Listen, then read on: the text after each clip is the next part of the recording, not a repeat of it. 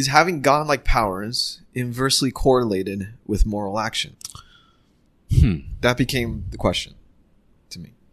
Because that's what the prime directive effectively is. They have these god powers compared to the people who don't have those powers, right? Yeah. So it's non-intervention is like part of their code, because if they have god powers, then they should act in a moral way, whatever their morality is. But my thing is, it's not moral to not intervene. I think inaction could be evil. Oof. Okay, we can... there's a lot there.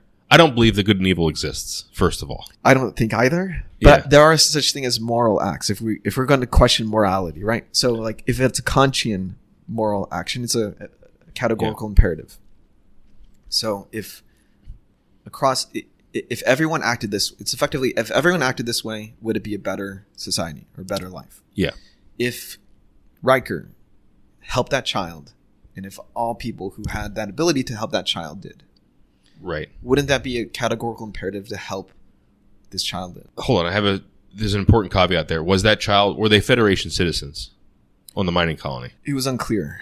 I don't think it was clear. I don't think they mentioned that. It was more like they had a distress signal or something, and I think Captain Picard was like, that's all Q is doing or something. Okay, so Q is setting up like basically a test, right? Did Q revive that child later? No. Wow, what a dick. So... But it could have been like completely fake, though. I don't know. It could have been fake. You don't know, right? So I think that it matters if the child is a Federation citizen. The reason why I asked that is because it's not a violation of the Prime Directive as far as the Prime Directive is written if Riker did engage and bring that child back to life, because the Prime Directive, it's beyond the scope of the Prime Directive, because Riker at that point is a god. So it's like, I don't know how you would even argue. But I would argue that the Prime Directive itself lends towards inaction, which can be immoral, because inaction is a moral decision. That if everyone left, all right, so like this is what it is, right? Yeah, we're all standing here, a bunch of people standing here, and you see a child drown in a lake, right? Prime Directive, do not intervene, right? Not really. It depends if that child is a Federation citizen or not. No, actually, it depends if that child is a pre-warp or post-warp civilization. That's the line. It doesn't matter. So if you're a Federation, if you're a Starfleet member and you see a Klingon drowning, you're allowed to save the Klingon, because even though the Klingon's not part of the Federation, it is a post-warp society. So it is a really weird line to draw in the sand. I think most captains, if they were on a planet that was pre-warp and a child was drowning, they would save the child. I think most people would do that, yes. Right? So the Prime Directive is anti-conscient. It's not anti, but it's not conscient. It's yeah, but would Kant argue would you save a gazelle if a cheetah was chasing it? Well, I think those are more blurry, but I think categorical imperatives are much more hard-lined. Like, if everyone acted in this way, would it be better? So, inaction is still, you're acting not to move. Yeah, but you used the word society last time you said that. That's not the same society, right? It's a literally different species. It's a different...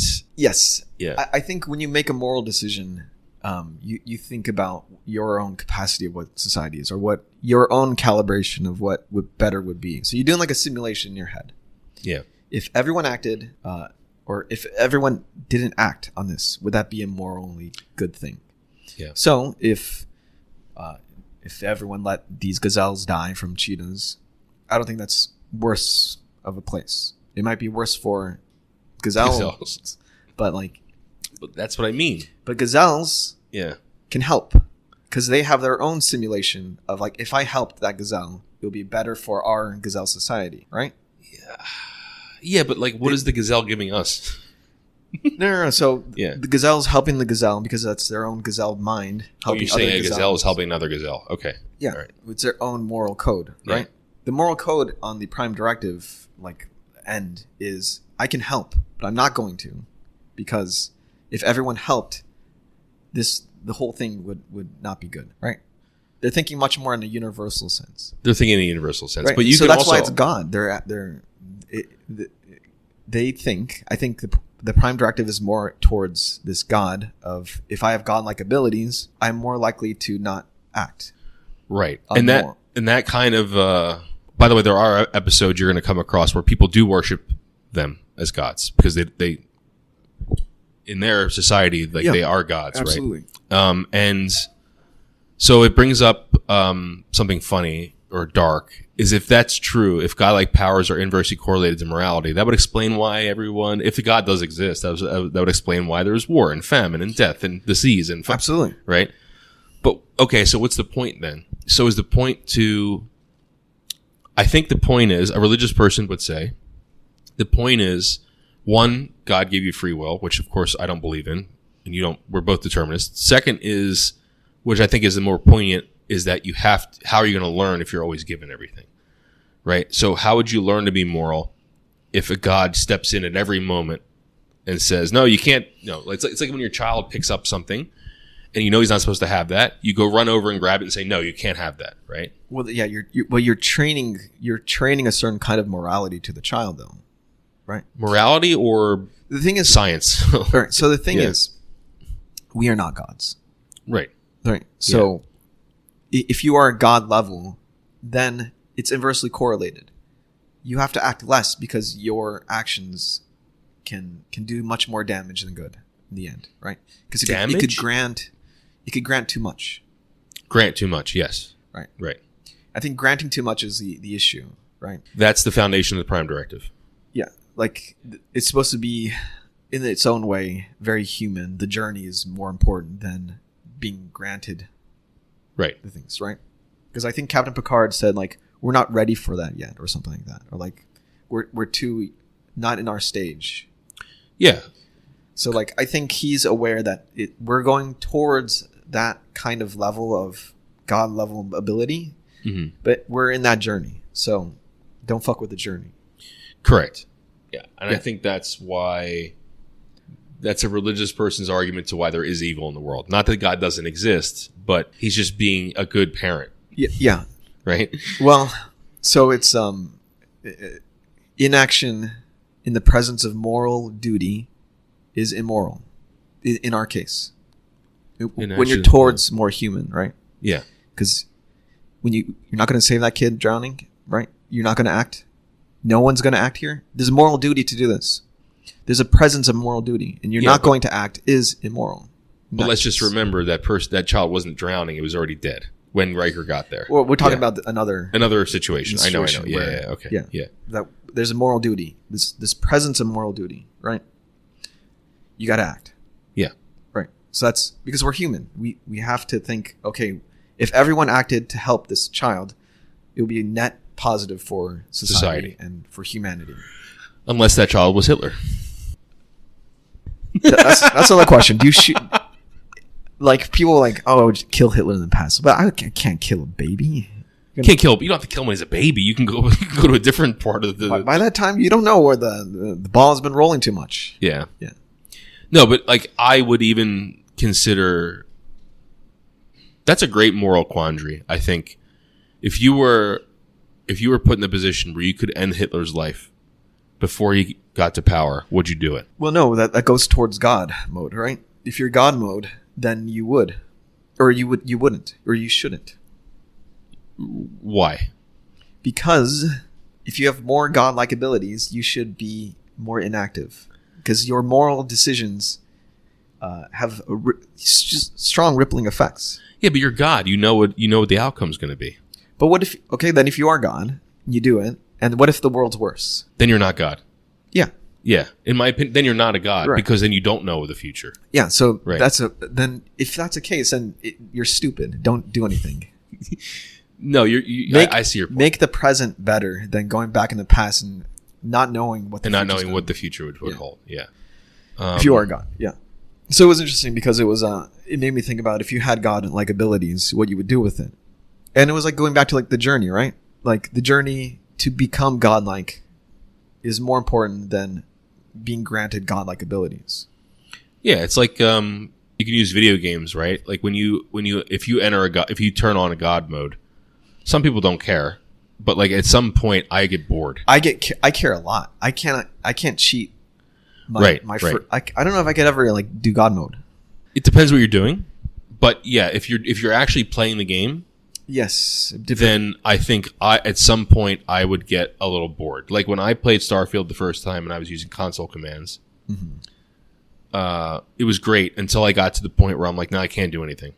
Like I've done everything basically, right? So I can either restart the game, or do New Game Plus, which is basically a multiverse. And I had a lot more fun in the multiverse because I was not using console commands, right? I was like earning all my credits and the grind matters. Yeah. Yeah. I think it's the grind, right? Like it's a very human thing to be rewarded for the grind. Yeah. Yeah. I agree. I think that that's probably true, but I don't think most people have that much insight. I think most people, if Q came down to most people and said, I can give you all of these things, 99% of people would take it. Think about it. Because like you can alleviate all the pain of all your loved ones. You can give them anything they want. You can live forever. You could travel anywhere. Like Q could do anything. Yeah. That's why Captain Picard, he had faith that the people on board would not accept these gifts, because I think the people on who are doing this, who are going on the Voyager, are people whose objective function is towards the journey and not necessarily being granted. They're explorers. Yeah, yeah. So it's in their mindset to struggle. Like the struggle matters, right? Yeah, the drug of exploration is exploration. Yeah, not finding things. No command line shit. Yeah. They don't want to hit tab or the tilde and then type in shit. And type in it's tilde. Yeah. And then type in. Right. But I do think the vast majority of humans are not like that. I think the vast majority of humans would take it and they would probably get bored very, very quickly because they can do anything they wanted. And what you do with boredom is the question, right? As a human, I think that's what's dangerous, because humans are, they get bored. Right? They get a bored God is a fucking scary thing. Yes. And technology is going towards godlike ability. You get bored people with that technology, that godlike abilities. What the fuck happens? Right? What does happen? It's dangerous. It's like, let's just release the worst plague of mankind and see if we can to see what happens. Let's just see what happens. Like, are people gonna panic, or are they gonna resolve it through other god mode abilities? Like, people are gonna get bored. People get so bored. Go ahead. It goes back to peacetime brews weird unrest. Oh yeah, we were talking about this, right? Yeah, and then I said, "What do we need, Nick? Another war?" And then there's two wars going. Yeah, but no, that was before what happened in Israel, right? And then it just happened, right? Yeah, and then now people's minds are now occupied by the pain and struggle of what's going on. It's like peacetime brews boredom. It does. Yeah, and boredom sometimes brews weird shit. But you can replace that. You don't. It doesn't have to be war. That's the point I was trying to make. Like, you can replace that niche in the brain, that empty space in the brain, with exploration.